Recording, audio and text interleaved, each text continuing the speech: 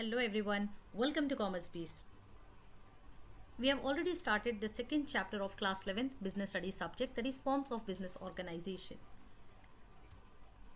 And I have already discussed in detail about the sole proprietorship business and also about the joint Hindu family business.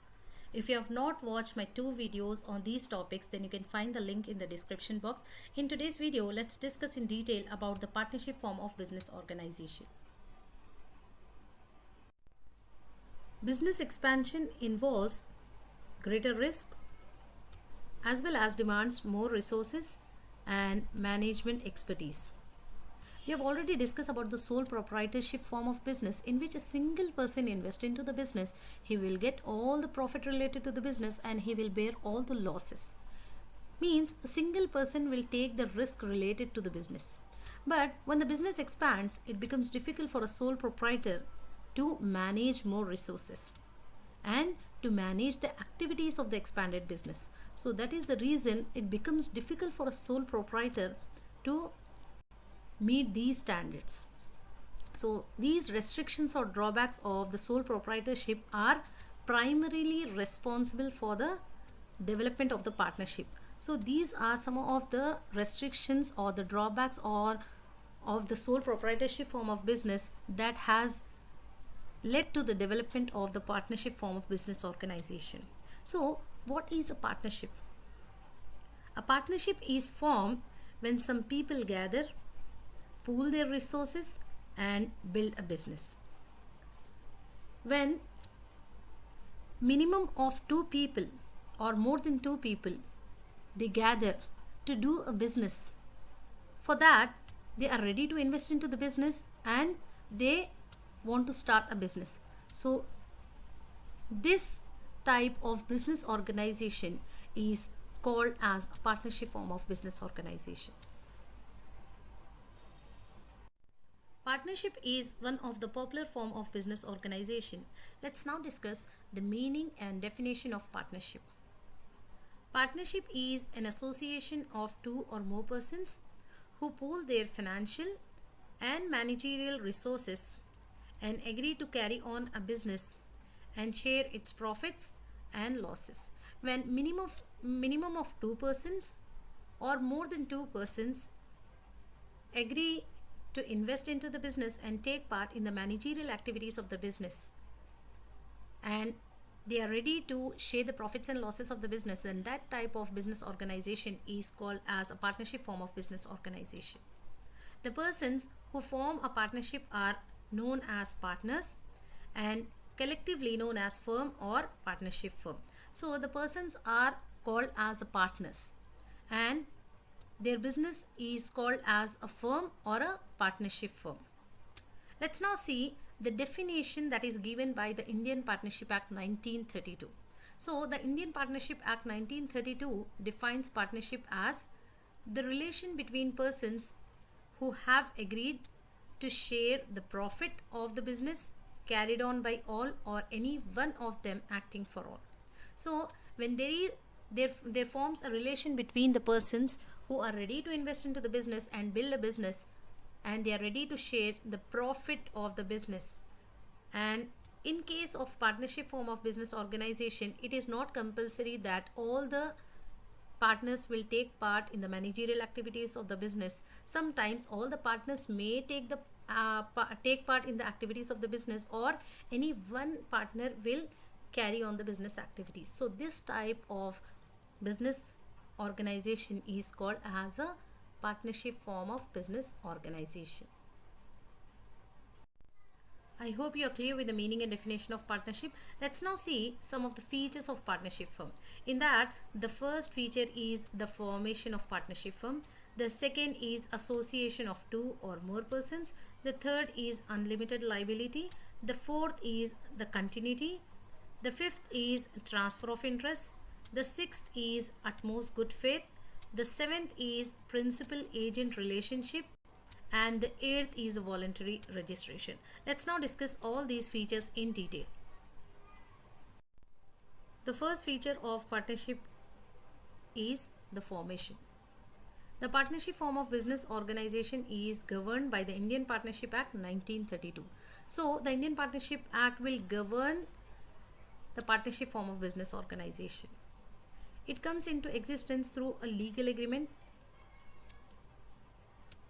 wherein the terms and conditions governing the relationship among the partners, sharing of profits and losses, and the manner of conducting the business are specified. So the partnership form of business organization will come into existence through a legal agreement, and it will be governed by the Indian Partnership Act 1932, wherein the Indian Partnership Act 1932 will specify the terms and conditions that will conduct the activities of the partnership form of business organization. It will mainly specify the relationship among the partners, the sharing of profits and losses among the partners, and also the manner in which the business should be conducted.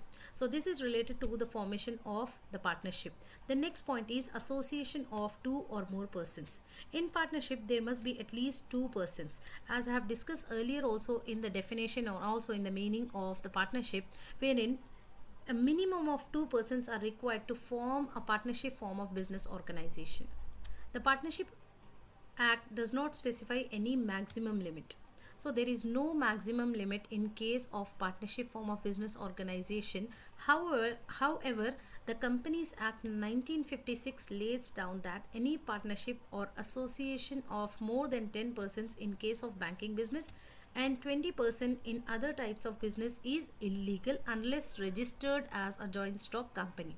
So the Partnership Act does not specify any maximum limit on the number of persons or number of partners in case of business, but it is the Companies Act 1956 that has given a restriction, or it has given the maximum limit. In case of the banking business, there should be a maximum of 10 persons, and in case of other businesses, the maximum limit should be 20%.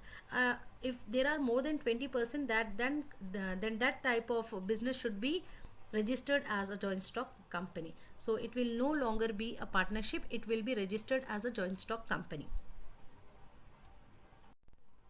The third feature is the unlimited liability.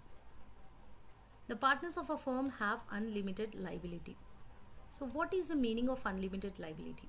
Personal assets may be used for repaying debts in case the business assets are insufficient. So when the business assets are insufficient for repaying the debts of the business, then the personal assets of the partners will be taken for repaying the debts of the business. So that is called as the unlimited liability. Jointly, all the partners are responsible for the debts and they contribute in proportion to their share in business, and assets are responsible to that extent. So here contribute in share to their proportion to their share in business means, for example, if there are two persons who are doing the business, both the partners they are having 50-50% of share in the business, then they will contribute in that proportion. In a similar way, if three persons are doing the business and they are having a share, the first person is having a share of 50%, the second partner is having a share of 30%, and the third partner is having a share of 20%. So in that proportion they will contribute to the business debts. So this is related to the unlimited liability. I hope you are clear with the unlimited liability. The next feature is the continuity. Partnership is characterized by the lack of continuity of business, since the death, retirement, insolvency or insanity of any partner can bring an end to the business. So here, if anything happens to any one partner because of the death, retirement or insolvency, that will lead to the end of the business. So there will be a lack of continuity in case of the partnership form of business organization. However, the remaining partners can continue if they want on the basis of new agreement. But if the remaining partner wants to continue the business, but what they have to do is they have to continue with a new agreement. They cannot continue the business with the old agreement. They have to make a new agreement and they can do the business. So that is related to the continuity of the partnership firm. The next is the transfer of interest. A partner cannot transfer his interest in the firm to outsiders unless all the partners agree unanimously. So here it is not possible to transfer the interest to any outsiders in case of the partnership. The next is a partner is an agent of the firm and is ineligible to transfer his interest to outsiders. So it is not allowed to transfer the interest of the partner to any other outsider. So this is related to the transfer of interest. The next feature is utmost good faith. The main basis of partnership firm is good faith and mutual trust. So here it is very important that all the partners, they should have faith on each other and they should have a mutual trust, because here more minimum of two persons or more than two persons are coming and doing a business. So it is very important that they should have faith on each other and they should have a mutual trust. Each partner has to work in the best interest of the firm. So all the partners, they have to work for the success of the firm. The partners should not make profit secretly and must disclose all the information which is directly or indirectly related to the business. So here any partner should not make the profit secretly and they should disclose all the information which is directly or indirectly related to the business. So this is related to the very important feature, that is utmost good faith. The next feature is principal and agent relationship. The definition of partnership highlights the fact that it is a business carried on by all or any one of the partner acting for all. So in the definition of partnership, we have already discussed that either all the partners will take part in the managerial activities of the business, or any one of the partner will act as an active partner and he will take care of all the activities of the business. In other words, every partner is both an agent and principal. So here all the partners will be both an agent and also the principal. So what is an agent? So here he is an agent of other partner as he represents them and thereby binds them through his acts. So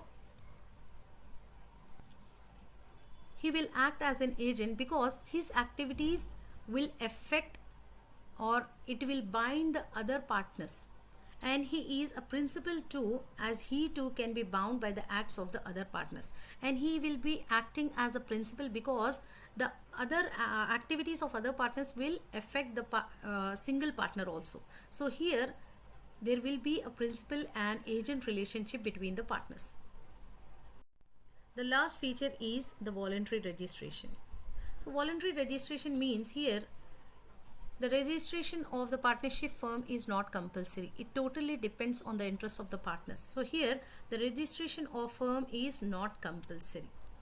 So without registration also you can do the partnership form of business organization. However, if the firm is not registered, certain legal benefits cannot be obtained.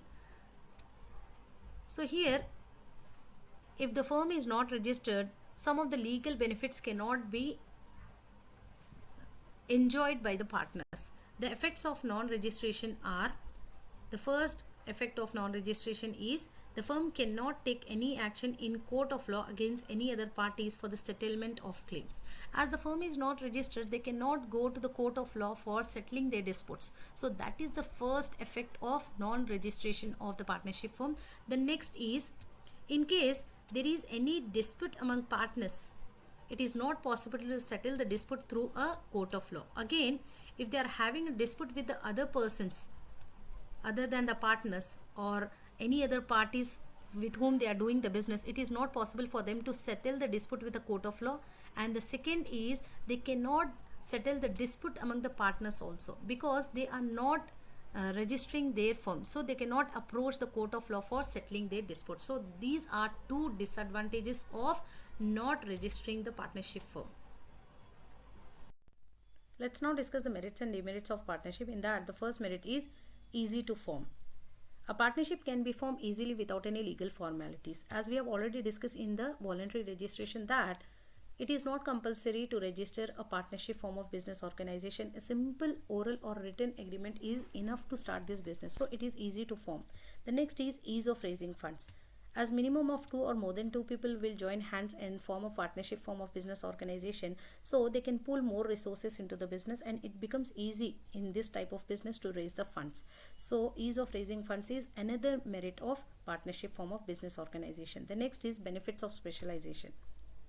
Benefits of specialization means here each partner can bring the knowledge and specialization he has into the business. If we take the example of the legal consultancy, where minimum of two or more than two lawyers will come and they can form a legal consultancy. So one lawyer can deal with the civil cases, another lawyer can deal with the criminal cases, and another lawyer can deal with the labor cases, and so on. So here they can bring the knowledge that they have into the business. The next is flexibility in operation. So apart in case of partnership form of business organization, at any point of time, with the consent of all the partners, the nature, the size, and the type of business can be change. So that is called as a flexibility in operation. The next is sharing of risk. So in case of the sole proprietorship, we have already discussed that the risk will be paid only by the sole trader, but in case of the partnership, all the partners will share the risk. So that is another merit of the partnership form of business organization. The last is the more credit worthiness. So as the partners will have more contacts into the business, they can provide the securities to the financial institution and they can get more funds. So here the credit worthiness of the partners will be more when compared to the sole proprietor. So these are some of the merits related to the partnership. Let's now see some of the demerits related to the partnership. In that, the first demerit is unlimited liability. As we have already discussed related to the unlimited liability, I will explain you again. Unlimited liability means wherein if the assets of the business are not sufficient to meet the liabilities of the business, then the personal assets of the partners will be used to clear the business liability. So that is called as the unlimited liability, and it is a major drawback in case of partnership form of business organization. The next is the instability. The life of the partnership form of business organization is not stable, because here if the death, insolvency, or insanity of any partner will bring an end to the partnership form of business organization. So that is also another demerit of partnership. The next is possibility of conflict. Here all the partners will have an equal right to participate in the management of the business and to give their viewpoint on important decisions. So there may be a possibility there may be a possibility of conflict between the partners. The next is non-transferability of share. So it is not possible to transfer your share of interest to any outsider in case of partnership form of business organization. So this is also a demerit. The next is delay in decision making. As there are more people involved in the decision making, so the decision making process is time consuming and it may lead to the loss of business opportunities. So these are some of the demerits related to the partnership. I hope you are clear with the merits and also the demerits of partnership. If you like the topic, please do like, share and subscribe to Commerce Biz.